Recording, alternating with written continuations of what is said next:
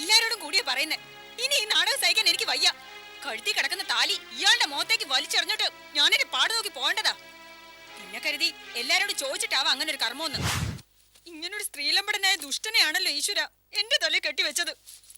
മനുഷ്യന് ഒരു കാലത്ത് മനസ്സമാധാനം തരില്ല. ഊർമിള അയാൾക്ക് ഒരു ബാധ്യതയാണെന്ന് അയാൾ ചിന്തിച്ചാൽ അതിലൊരു അത്ഭുതമില്ല. അങ്ങനെ ഒരു ചിന്ത അയാളിൽ കുടിയേറിയാൽ ഊർമിളയുടെ ഈ മിസ്സിംഗ് ഒരു അനുഗ്രഹമായി അയാൾ കരുതൂ.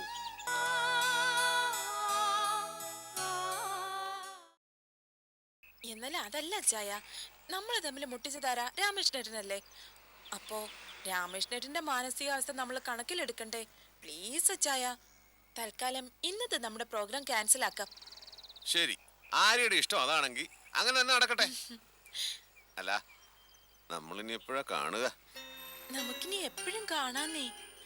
ഒരിക്കൽ പരിചയപ്പെട്ട് കഴിഞ്ഞാ വീണ്ടും വീണ്ടും കാണണമെന്ന് തോന്നും. അത്രയ്ക്ക് സുന്ദരനാണ് അച്ചായൻ. റിയലി? ഓ ഗ്രേറ്റ്. എന്നാ പോട്ടെ.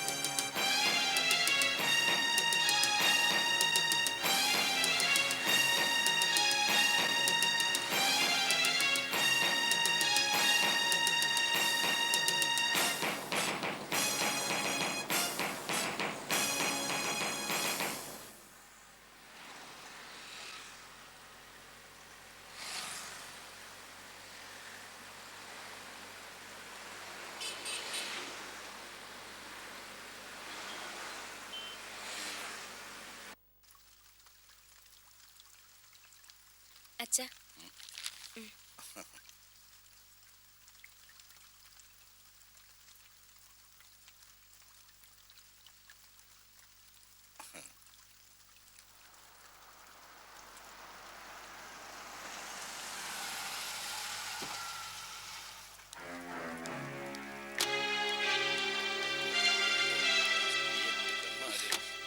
ഇന്ന് ഇതിനൊരു തീരുമാനം ഉണ്ടാവണം. ഇല്ലെങ്കിൽ ഇങ്ങേരം കൊത്തി എറിഞ്ഞിട്ട് ഞാനും ചാവും. ഇങ്ങോട്ട് വാ മനുഷ്യ. ലക്ഷ്മി, ഞാൻ പറയുന്ന ഒന്ന് നീ കേക്ക്. നിങ്ങൾ എന്നെ ഒന്നും പറയണ്ട. എല്ലാരോടും കൂടിയാ പറയുന്നേ. ഇനി ഈ നാടകം സഹിക്കാൻ എനിക്ക് വയ്യ. കഴുത്തി കിടക്കുന്ന താലി ഇയാളുടെ മുഖത്തേക്ക് വലിച്ചെറിഞ്ഞിട്ട് ഞാനൊരു പാട് നോക്കി പോകേണ്ടതാ. പിന്നെ കരുതി എല്ലാരോടും ചോദിച്ചിട്ടാവാ അങ്ങനെ ഒരു കർമ്മമൊന്ന്. എന്താ രാമകൃഷ്ണ, എന്താ ഉണ്ടായത്?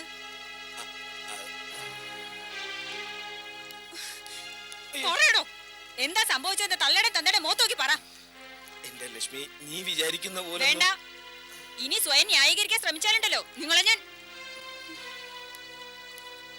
അമ്മയ്ക്കറിയോ, ആ മേനക അണിഞ്ഞൊരുങ്ങി ഇവിടെ നിന്ന് പോയത് വേറെ എങ്ങോട്ടും അല്ല, ഇയാളുടെ തിരുസന്നിധിയിലേക്കാ. ഞാൻ ചെല്ലുമ്പോ രണ്ടാളും കൊഞ്ചിയും കൊഴിഞ്ഞ് സമയം കൊല്ലുമായിരുന്നു. കൂട്ടിനാ ജെയിംസും. ഇവിടെ വെച്ച് മനസമാധാനത്തോടെ മിണ്ടാനും പറയാനൊന്നും പറ്റുന്നില്ലല്ലോ. ഭാര്യ ഒരു തടസ്സമായി മുമ്പിൽ ഇങ്ങനെ മല പോലെ നിൽക്കല്ലേ. പുറത്താവുമ്പോ ഇവരുടെ കൂടിക്കാഴ്ചക്ക് സാക്ഷിയാവാൻ ആരും ഇല്ലല്ലോ. പരമസുഖം രണ്ടാൾക്കും. നേരാണോടെ ലക്ഷ്മി പറയുന്നൊക്കെ? അച്ഛാ, ഞാൻ റോഡിൽ വെച്ച് യാദൃശ്ചികമായി ആര്യയെ കണ്ടപ്പോ പറയടോ, കണ്ടപ്പോ എന്താ ഉണ്ടായത്? നേരം പരപരാന്ന് വെളുക്കുന്നതിന് മുമ്പ് കുളിയും ജപവും കഴിഞ്ഞ് തലമുടിയും ചീകി ഒതുക്കി ഒരു ഖദറും ഇട്ടോണ്ടങ്ങ് ഇറങ്ങും. തൊട്ട് പിന്നാലെ അവളും. കാണുന്നവർക്ക് തോന്നും രണ്ടിന്റെയും പോക്ക് രണ്ട് വഴിക്കാണെന്ന്. പക്ഷെ ഇവർക്ക് സമ്മേളിക്കാൻ ഈ പട്ടണത്തിൽ ഒരുപാട് സ്ഥലങ്ങളുണ്ടെന്ന് ഞാൻ ഇന്നല്ലേ അറിയുന്നത്. നാണമില്ലല്ലോടാ, തറവാടിന്റെ സൽപ്പേര് കളയാൻ ഓരോരോ ജന്മങ്ങള്. പുന്നാര അനിയനൊന്ന് നിന്നേ. ഇന്ന് എനിക്ക് രണ്ടിലൊന്ന് അറിയണം. അനിയനോട് അറിഞ്ഞോണ്ടാണോ ചേട്ടന്റെ ഈ കള്ളക്കളിയൊക്കെ? അതോ സ്വന്തം ബാധ്യത തീർക്കാനായി നീ അവളെ മറ്റുള്ളവർക്ക്?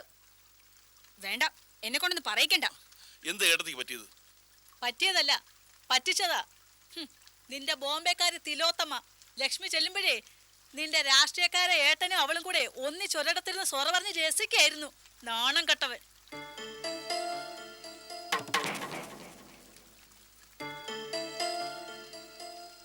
ഇങ്ങോട്ട് മാറി നില്ലടാ, നിന്റെ മുഖം എല്ലാരും ഒന്ന് കാണട്ടെ. എന്തൊരു നാണക്കേട ചേട്ടാ ഇത്. നാണോ മാനോ ഇല്ലാത്തവരോടാണോ നാണക്കേടിനെ പറ്റി പറയുന്നത്? എനിക്ക് നിന്നോട് ഒന്നേ ചോദിക്കാനുള്ളൂ. കാര്യങ്ങൾ ഇത്രയൊക്കെ ആയ സ്ഥിതിക്ക് ഇനി ഞങ്ങൾ ഇവിടെ തുടരണോ അതോ അവൾ ഇവിടെ തുടരണോ? മറുപടി പറയാൻ വൈകുന്നത് എന്തുകൊണ്ടാണെന്ന് എനിക്ക് മനസ്സിലായി. ഇനി ആരെയും ബുദ്ധിമുട്ടിക്കാൻ ഞാനില്ല.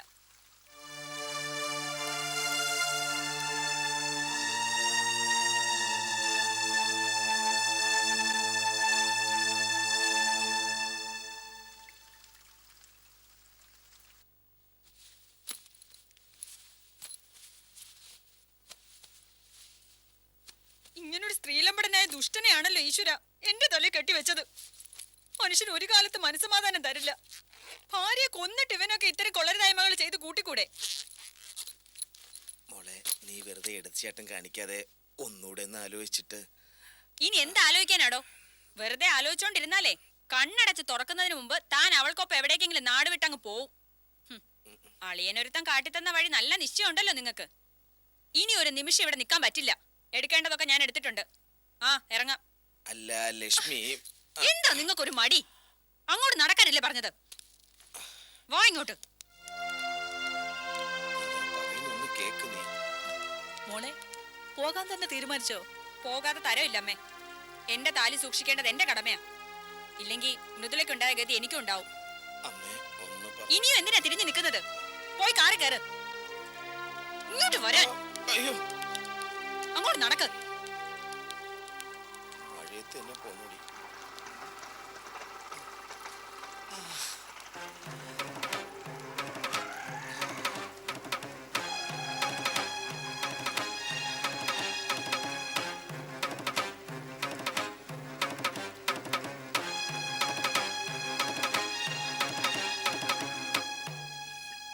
ഓ, വായി നോക്കി നിൽക്കാതെ കേറ് മനുഷ്യ.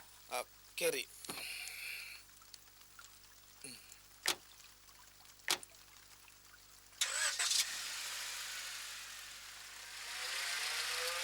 ബൈ.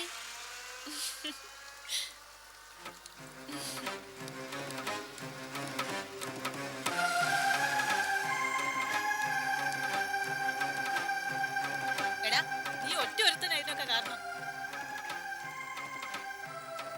എടി, ലക്ഷ്മി പടിയിറങ്ങി പോയെന്ന് കരുതി നീ സന്തോഷിക്കണ്ട. അടുത്ത ഊഴം നിനക്കാ. നോക്കിയും കണ്ട് നിന്നില്ലെങ്കിൽ ഇവനെയും കൊത്തിക്കൊണ്ട് അവളങ്ങ് പോകും. അത് മറക്കണ്ട.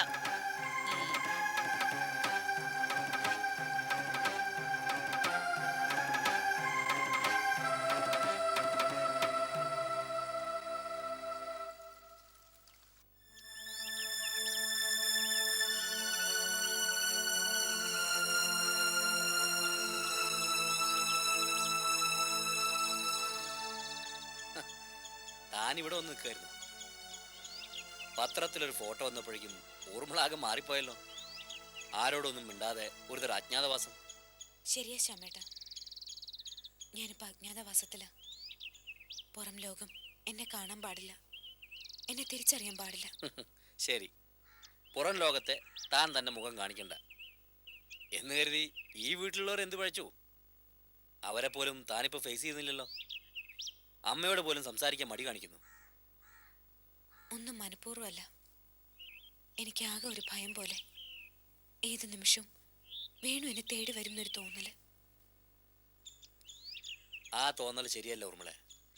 എൻ്റെ അഭിപ്രായത്തിൽ അയാൾ ഇനി ഊർമിളെ തേടി വരില്ല. എനിക്കങ്ങനെ ഉറപ്പിക്കാൻ കഴിയില്ല. പത്രത്തിൽ ഫോട്ടോ ഇട്ടത് വേണു ആണെങ്കിൽ ഉറപ്പായും വേണു എന്നെ തേടി വരും. ഞാൻ ഇവിടെ ഉണ്ടെന്നറിഞ്ഞാൽ ആ നിമിഷം തന്നെ. നമ്മുടെ ചിന്തകൾക്ക് അപ്പുറത്താണ് മനുഷ്യന്റെ മനസ്സ് സഞ്ചരിക്കുന്നത്. ഊർമിളയെ വേണു ഒരു സഹോദരിയെ പോലെ സ്നേഹിച്ചു, സംരക്ഷിച്ചു. അതൊക്കെ എല്ലാവരും അംഗീകരിക്കുന്ന സത്യമാണ്. എന്ന് കരുതി എന്നും ആ സ്നേഹം നിലനിൽക്കണമെന്നില്ല. ഊർമിള തന്നെ ഒന്ന് ഓർത്തു നോക്ക്. വേണു തന്നോട് കാട്ടിയ ദയക്ക് അയാൾക്ക് എന്താ തിരിച്ചു കിട്ടിയത്? അയാൾക്ക് സ്വന്തം ഭാര്യ നഷ്ടപ്പെട്ടില്ലേ? കുഞ്ഞുങ്ങൾ നഷ്ടപ്പെട്ടില്ലേ? സ്വന്തം അമ്മയും പെങ്ങളും പോലും അയാളെ തള്ളി പറഞ്ഞില്ലേ? കഴിഞ്ഞതൊക്കെ ഓർത്തെടുക്കുമ്പോൾ ഊർമിള അയാൾക്കൊരു ബാധ്യതയാണെന്ന് അയാൾ ചിന്തിച്ചാൽ അതിലൊരു അത്ഭുതമില്ല. അങ്ങനെ ഒരു ചിന്ത അയാളിൽ കുടിയേറിയാൽ ഊർമിളയുടെ ഈ മിസ്സിംഗ് ഒരു അനുഗ്രഹമായി അയാൾ കരുതൂ. ഊർമിളയുടെ ആബ്സെൻസ് സ്വന്തം കുടുംബം ശക്തിപ്പെടുത്താനുള്ള അവസരമായി അയാൾ കരുതും. പിന്നെ ഒരിക്കലും വേണു എന്ന ഹരിയുടെ സുഹൃത്ത് ഊർമിളയെ കണ്ടെത്താൻ ശ്രമിക്കില്ല. ഊർമിള തേടി അയാൾ വരൂല്ല. വരരുതെന്ന് തന്നെയാ എന്റെ പ്രാർത്ഥനയും. പക്ഷെ അതല്ല ശ്യാമേട്ട, എന്നെ കണ്ടെത്താൻ മടി കാട്ടുന്ന ഒരാളെന്തിനാ എന്റെ പടം പത്രത്തിലിട്ടത്? ശ്ശേ, അതിപ്പോ ഊർമിളയുടെ പടം പത്രത്തിലിട്ടത് വേണു തന്നെ ആയിക്കൊള്ളുന്നില്ലല്ലോ. അല്ലാതെ പിന്നെ ആരാ അത്ര ഒരു കർമ്മം ചെയ്യുന്നത്? എനിവേ, അനാവശ്യമായ ടെൻഷൻസാ താനിപ്പോൾ വലിച്ച് തലയെ വെക്കുന്നത്. അതിലെനിക്ക് മാത്രമല്ല, അമ്മയ്ക്കും അച്ഛനും അമ്മൂമ്മകൾക്കും ഒക്കെ വിഷമമുണ്ട്. എന്തിനും തനിക്ക് കൂട്ടായി ഞങ്ങളൊക്കെ ഉണ്ടെന്നുള്ള ധാരണയെ മുന്നോട്ട് പോവുക. മനസ്സിന് ധൈര്യം കൊടുക്കുക. മനുഷ്യന്റെ ചിരിച്ച മുഖമാണ് കരയുന്ന മുഖത്തേക്കാൾ കാഴ്ചക്കാർക്ക് ഇഷ്ടം. ഓക്കെ.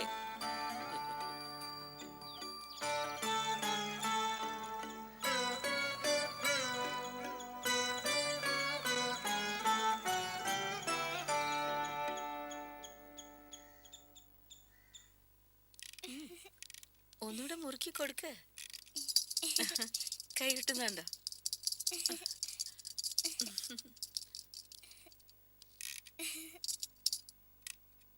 ഊർമിളയോട് സംസാരിച്ചോ ശ്യാമേ? പക്ഷേ ഊർമിളയുടെ ഭയം ഉടനെയൊന്നും മാറുന്ന ലക്ഷണമില്ല. ഹരിയുടെ സുഹൃത്ത് വേണു ഏത് നിമിഷവും തന്നെ തേടി വരുമെന്നുള്ള ചിന്തയിലാ കുട്ടി. വേണു എന്ന് പറഞ്ഞ ആള് വന്നാ ആന്റി ആളോട് പോവോ അച്ഛാ? അതിപ്പോ പറയാൻ പറ്റില്ല മോളെ. അതെന്താ പറയാൻ പറ്റാത്തെ? ആര് വന്നെന്ന് പറഞ്ഞാലും ശരി, മോളുടെ ആന്റി എവിടേക്കും പോവില്ല. പോകാൻ മുത്തശ്ശി സമ്മതിക്കില്ല. എന്താ പോരെ?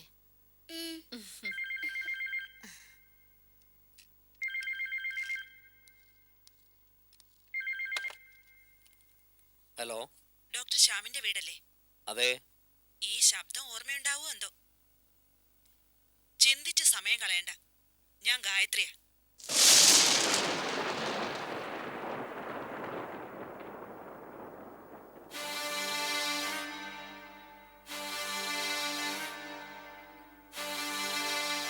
നിങ്ങളുടെ ഭാര്യ ഗായത്രിയല്ല, അമ്മുവിന്റെ അമ്മ ഗായത്രിയാ. എന്താ ഇപ്പൊ തനിക്ക് വേണ്ടത്? ചൂടാവാതെ ഞാൻ പറയുന്നത് സാവകാശം കേൾക്ക്. നാളെ എന്റെ അഡ്വക്കേറ്റ് അവിടെ വരും, തന്റെ വീട്ടിൽ ഒരു മ്യൂച്വൽ പെറ്റീഷനുമായി. അതൊന്ന് സൈൻ ചെയ്തു കൊടുക്കണം. നമുക്ക് പിരിയാം. നിയമത്തിന്റെ കണ്ണിൽ മാത്രം ഭാര്യ ഭർത്താക്കന്മാരെന്ന ലേബൽ എനിക്ക് വേണ്ട. അതുകൊണ്ട് എന്റെ അഡ്വക്കേറ്റിനോട് നോ എന്ന് പറഞ്ഞ് അയാളെ നിരാശനാക്കി വിടരുത്. ഒരിക്കലുമില്ല. എത്രയോ കാലമായി ഞാൻ ആഗ്രഹിക്കുന്ന കാര്യാ താനിപ്പോ പറഞ്ഞത്. അറ്റുപോയ കണ്ണി വിളക്കി ചേർക്കാൻ ഞാൻ ഒരിക്കലും ശ്രമിക്കില്ല. അമ്മയില്ലാതെ വളർന്നവളാ എന്റെ അമ്മു. അവൾ ഇനിയും അങ്ങനെ തന്നെ വളർന്നാ മതി. അമ്മുവിന്റെ കാര്യം അത് നമുക്ക് വഴിയെ തീരുമാനിക്കാം. തീരുമാനിക്കാനൊന്നുമില്ല.